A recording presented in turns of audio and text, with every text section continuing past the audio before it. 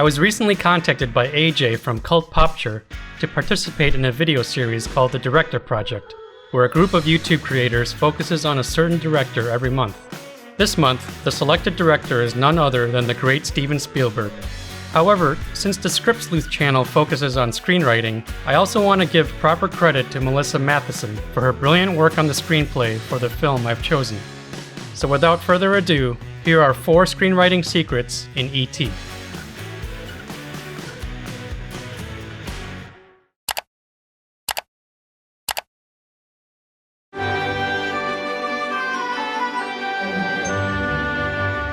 There are some highly implausible events that occur in E.T. that require a major suspension of disbelief. However, everything is set up properly beforehand so that this occurs without a problem. For example, imagine if the story began with Elliot going outside and discovering an alien in the tool shed. The moment we saw E.T., we'd likely find this development a bit comical. So the story does something important, establish the story world in the very first scene. We see the spaceship land on Earth, and we see E.T. left behind. So when Elliot discovers E.T., the audience already accepts this as part of the established story world. So let's take a look at the various fantastical events that are properly set up for believability. Case number 1. E.T. speaks English. Elliot. What? Elliot. I taught him how to talk now. If this occurred without the proper setup, the audience would be quite incredulous. But we have this setup. Bandit. B. Biscuit. You said B. Good. Case number 2. E.T. builds a contraption that allows him to communicate through space. Again, given the household items they use, it's pretty hard to believe. But there are various levels of setups that help us buy it. A-F-T. That is incorrect. For Saturday without an operator, I can hold for 5 minutes for 85 cents less tax. If I talk less, I pay less.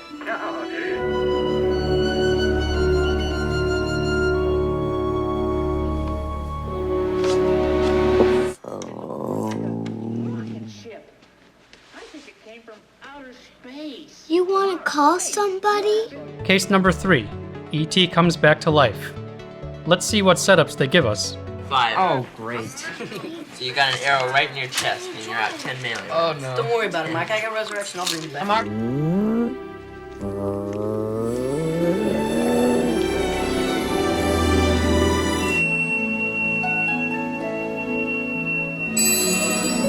They also cleverly use Gertie's character to make the audience believe in magic. Do you believe in fairies? Say quick that you believe. I do. If you believe, clap your hands. We just want to come back. Yeah. I wish. Case number 4. Michael drives the van to make their escape with E.T. The question here would be, how does a kid know how to drive a car? Here's the proper setup.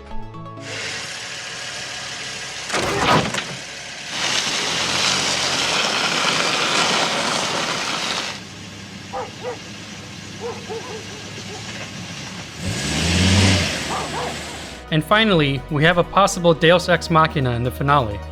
The boys are chased by the police and are trapped. And this happens.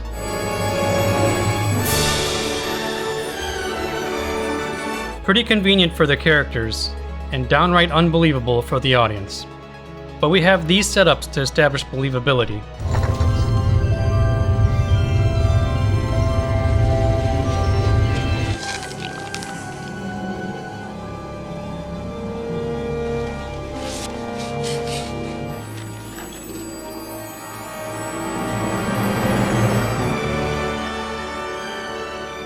So don't forget, proper setups are crucial to establish plausibility for otherwise unbelievable events in your story.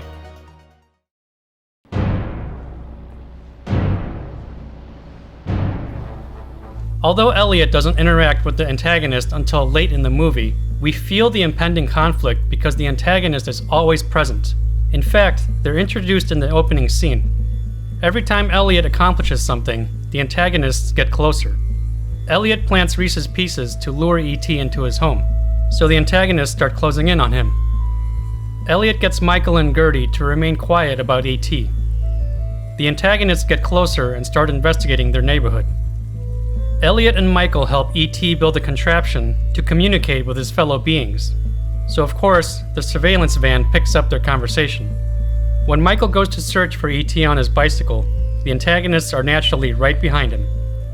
Once Michael returns home with E.T., it opens the floodgates for the final showdown. Once Elliot discovers E.T. is alive, notice how jingling keys immediately puts on the antagonistic pressure. Michael and Elliot hatch a new plan to escape with E.T. in the van, but nothing is made easy for them.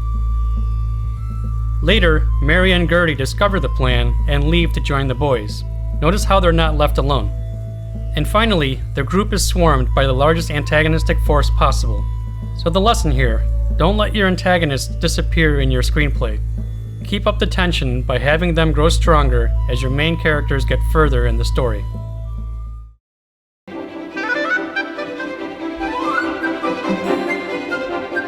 Dramatic irony is when the audience knows something that certain characters in the story do not. This is a powerful tool in the creation of suspense, like in many Alfred Hitchcock movies. However, it's also a well-used tool for comedic purposes. Notice how they use dramatic irony for comedy in E.T. Here, Mary doesn't know that Elliot is pretending to be sick.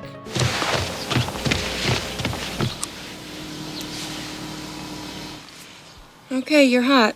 In these scenes, Mary has no idea there's an alien in the house. This is no room. This is an accident. I was, reorganizing.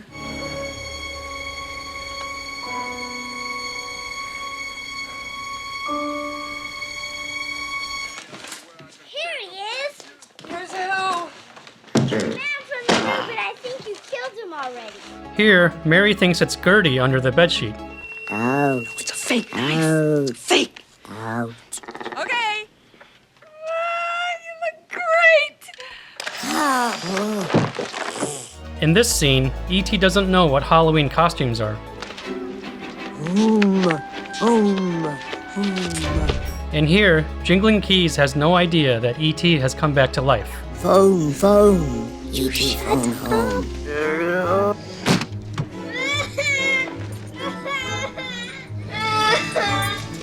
Would you like the flowers?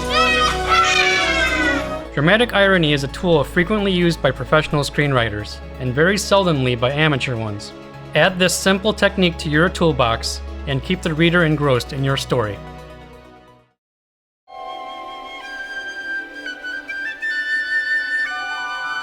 We're introduced to Elliot's fatal flaw early in the story.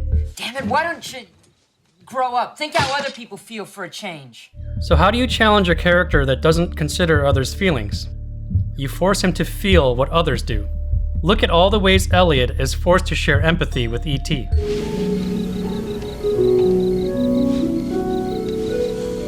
Wow.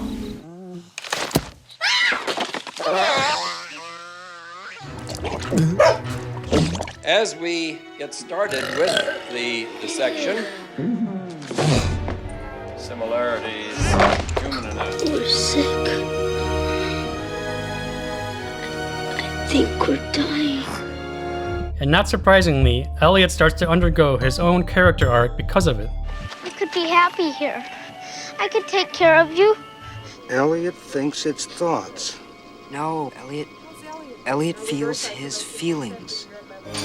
Ouch.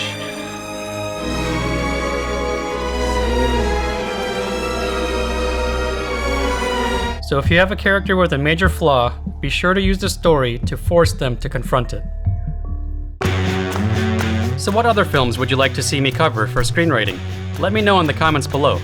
You can find a link to the entire playlist for the Director Project in the video description below. A sincere thank you to my wonderful patrons for supporting me on Patreon. Also, be sure to subscribe and tap the bell to be notified of upcoming videos. More great content is on the way. Thank you so much for watching.